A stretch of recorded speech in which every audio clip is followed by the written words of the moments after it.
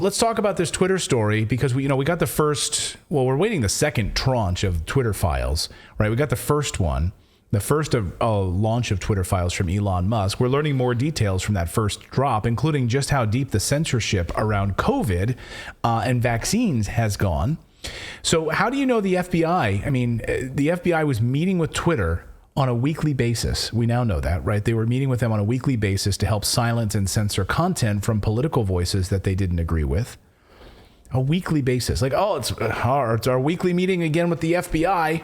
We know this from the documentation of, what's his name, Yoel Roth, that he submitted to the FCC, that he said began... FEC, Federal Election Commission, FEC. Was it? Okay. Yeah. That began in 2018. Yeah. So weekly meetings with the FBI. So here's what we're going to work on, censor this week.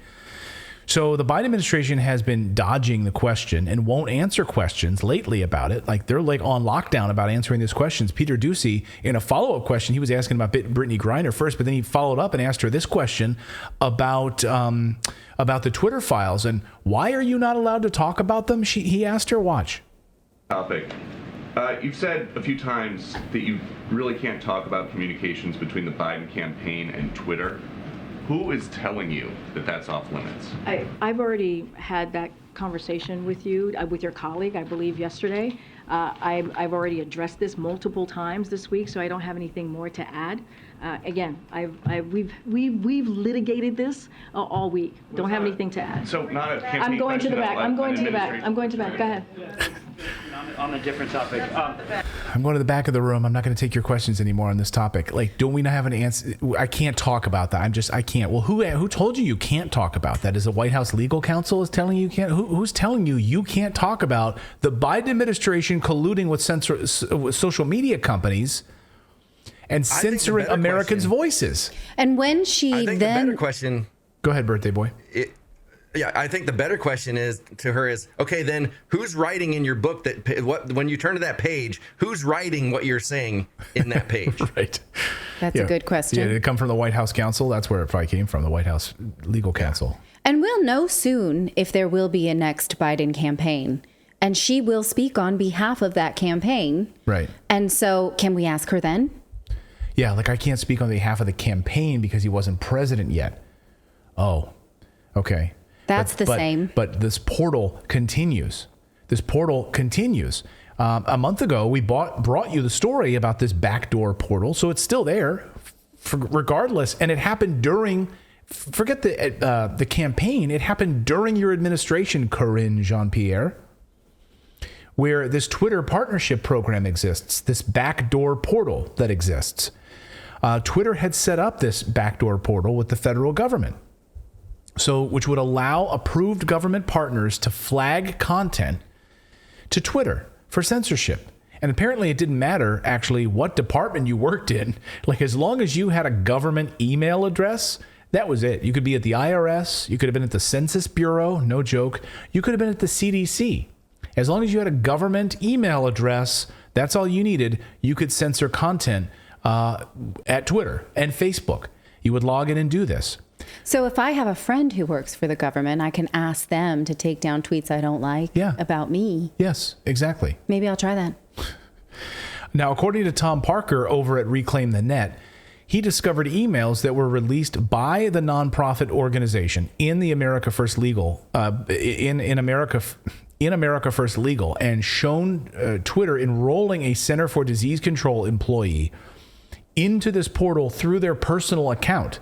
Like, oh, can I just log in with my personal account? I don't need a government. Oh, sure, we'll take care of that. So this was at Reclaim the Net today.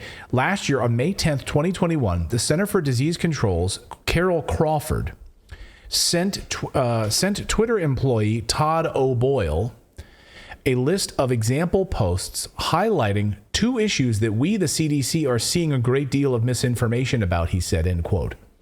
O'Boyle then responded by saying that enrolling in Twitter's partner portal is the best way for Crawford to get posts like this reviewed in the future. Here's the email from Todd O'Boyle. Oh boy. Hi, Carol. Thanks for sharing this. We agree that these are important trends to note. A quick scan shows that at least some of these have been previously reviewed and actioned. and actioned, meaning censored and blocked and banned and handled, right? I will now ask the team to review the others, he writes. Carol, remind me, did you have a chance to enroll in our partner support portal? In the future, that's the best way to get a spreadsheet like this reviewed. Just to put it in the partner portal for censorship from your government. Then the CDC, remember, this is the Center for Disease Control. In the middle of a pandemic, Crawford asked O'Boyle if she could enroll in the portal with her personal Twitter account. And on May 27th, 2021, O'Boyle confirmed that Crawford had been enrolled in the portal. Oh, yes, there you go. Your account works fine. I'll proceed with processing your enrollment. And hey, does it need to be the CDC account or my personal? If CDC, then I'm going to have someone on the staff enroll instead of me. Oh, you don't want your name tied to censoring people? Oh, you can have one of your staff members do it. Hi, Carol. I'd be glad to enroll you in your partner support portal, which allows you a special expedited reporting flow in the the Twitter Help Center. It works very well with the census. I worked very well with the census colleagues last year. Oh, you let a cat out of the bag. Wait a second.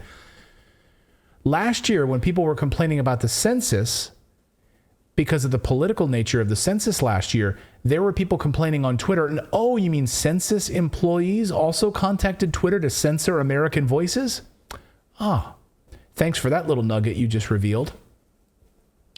So in other emails, Crawford asked O'Boyle whether the federal government could flag COVID misinformation on the portal using existing census.gov accounts that have already access to the portal. Like, hey, this is amazing. Just take a step back. Sorry, can we use the census emails that I've already set up in the Twitter portal? Can we use the census accounts so that we can also censor COVID tweets? Like, we just want to use, because they're already set up. They were censoring other stuff unrelated. That was during the Trump years. The census. It was 2020. Every 10 years. Right. It began during the Trump years, and the people complaining about the census were mostly Democrats. So, that's interesting because we were told that it was mostly Republican voices that were censored. So I'd like to see more about that. I don't know that it was, refresh my memory. I think the anger was about undercutting people of color and people of lower socioeconomic status. It was about the immigration status. They added immigration status to the census, and that was supposed to be irrelevant. Right. That was the big fight. That's right. Yeah. So, are you here illegally? Basically, was the question. Like, are you? Yes, but Democrats were accusing Trump of shutting down the census too early. Right. Before, doing extra outreach in order to undercut Democratic registrations, in order to not allow Democratic regions representation. Right, like gerrymandering districts, right? Because yes. That's all based on the census. And so exactly. That's interesting because then was it Democratic voices who were censored for saying these things? That would be hard to believe, but I'm open to hearing that. Well, we did hear from Elon, we did hear from the Twitter files last week that there were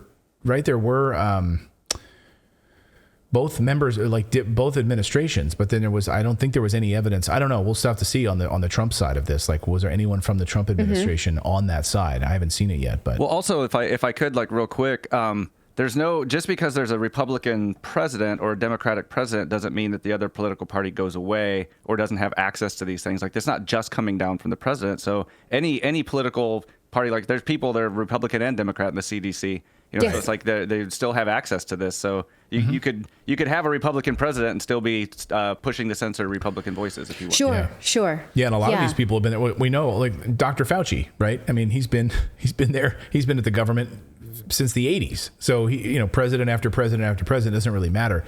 I would love to see these census tweets. I would love to know what was censored on the census side. So that's a good point.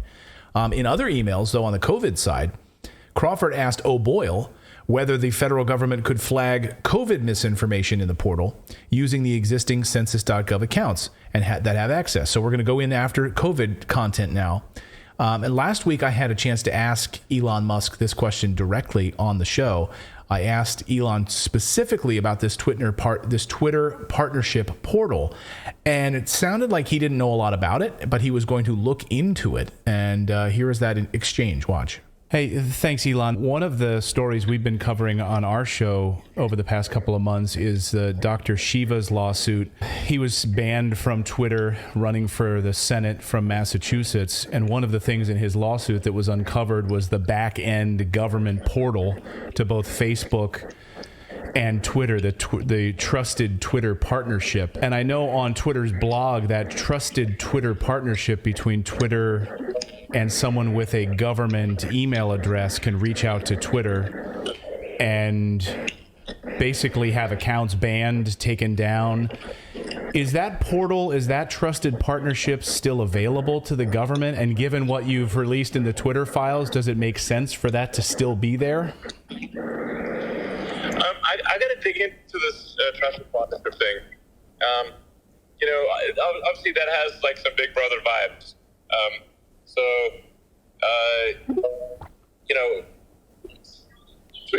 Twitter will adhere to the law, but it will not do. It's not going to go beyond the laws. And if there are laws that don't seem to be in the interest of the people, then Twitter will push to change the laws to be in the interest of the people. I'll dig into this trusted partnership thing, find out what's going on. So we had these emails from June of 2021 also showing another CDC employee attempting to enroll in the Facebook portal, the backdoor portal at Facebook, getting error messages. While these emails don't describe the portal, it appears to be Facebook's content takedown portal, which of course is similar to the Twitter portal and also allows the government agencies to flag content for censorship. And there's more, of course. There's a head of public policy, Peyton Imhe, asking Crawford whether she's aware of the U.S. Department of Homeland Security's misinformation work. Like, hey, are you aware of, like the DHS, Department of Homeland Security, is actively involved in the censoring stuff. Are you aware of that? Because I saw the DHS has planning possibly working on some COVID misinformation, so maybe we at the CDC don't have to do it. The DHS is going to do it. The email, interestingly, was 1 year before we heard about the Nina Jankowicz disinformation governance board that was to be set up by the Department of Homeland Security. So that was all smokescreen. Right? Because they were already doing it. The Department of Homeland Security was already censoring people, even before we were hearing about this disinformation governance board. Why is there not more context and coverage of this in the mainstream media? They're ignoring this story. But that to me is a huge part of this story, because we were being told that this was going to be set up, and Congress struck it down, was like, no way, you're not doing this. Are you crazy? There was massive backlash, but they were doing it anyway.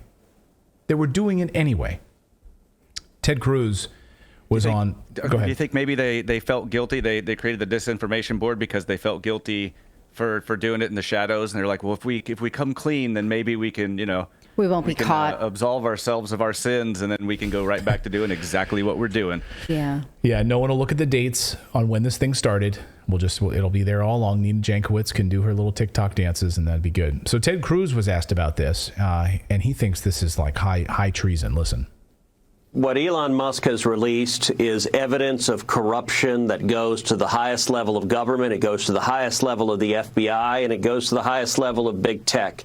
We've known for a long time that big tech is censoring conservatives, but what Elon did here is he just laid naked all of the lies that the corporate media has told, because it's clear during the 2020 election, over and over and over again, the Biden campaign and the DNC would reach out to their buddies at Twitter and say, hey, we don't like this, and their response is handled, and they take it down over and over and over again. And in particular, all of the exchange back and forth when the Hunter Biden laptop story broke, it was evidence that the leadership at Twitter knew within hours that their ridiculous fake excuse that it was hacked was a ridiculous fake excuse. Even James Baker, who you just noted there, had been the FBI's general counsel, then was at Twitter.